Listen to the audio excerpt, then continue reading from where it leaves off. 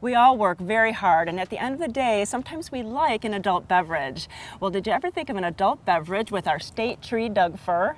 Well, I'm with Daniel from Clear Creek Distillery. Hi, Daniel. Hi, how are you? And what do you do there? So I'm the production manager at Clear Creek Distillery, so I manage the fruit incoming, the ripening of the fruit, the crushing of the fruit, fermentation, and the distillation of the fruit into brandies.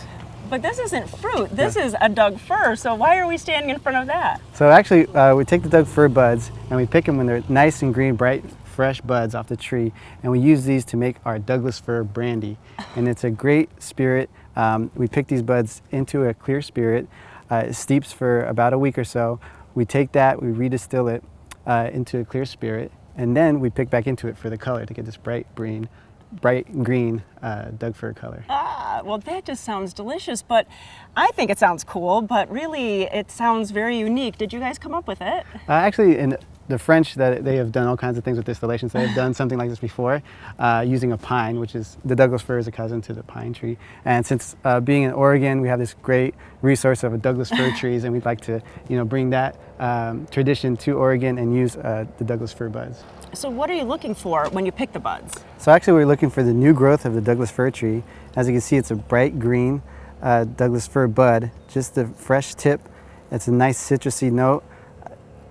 I can smell it, yeah. It's a great addition. So we're gonna pick some buds and then we're gonna go back to the distillery and show you the process. All right, so like this one, right? Yep, that's right, just like that. Well, here, Daniel, this is what we picked over for the fir tree. Are we gonna add it in? Yeah, so we go ahead and dump these Doug Fir buds in, right into this tank, into a clear spirit, distilled from an Oregon wine, local wine we distilled ourselves in our stills, and we add these Doug Fir buds to it, and the spirit will extract all the color and flavor from the buds. And this is actually the initial process of making a Doug Fir brandy. So here we'll let it steep for about a week or two.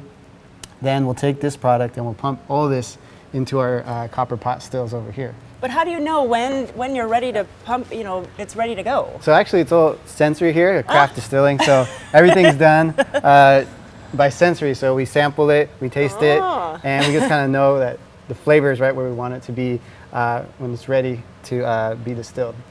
So it's party here all the time. So and so now this machine is really cool. Yeah, so this is a copper pot still. It's a made in Germany, Arnold Holstein pot still.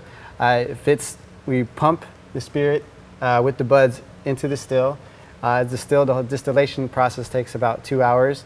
It's small rectification to get the purity, the aromatics, all come through into the clear spirit.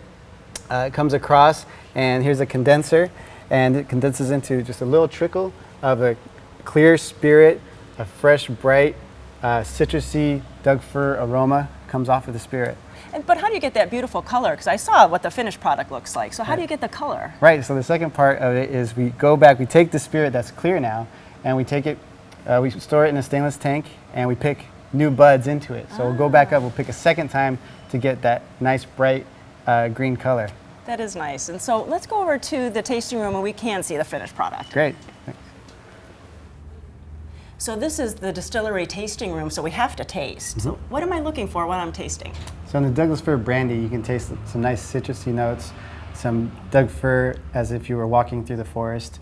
You can really get those nice notes, forestry kind of notes, and also kind of a light fruit pear note. It is really delicious. And it's kind of remembering Christmas time too, because the Doug Firs are our Christmas trees. But you don't want to wait just at Christmas time to drink this, because you can drink it any time of the year. Yeah, and it's a nice, light, refreshing, like a gin and tonic.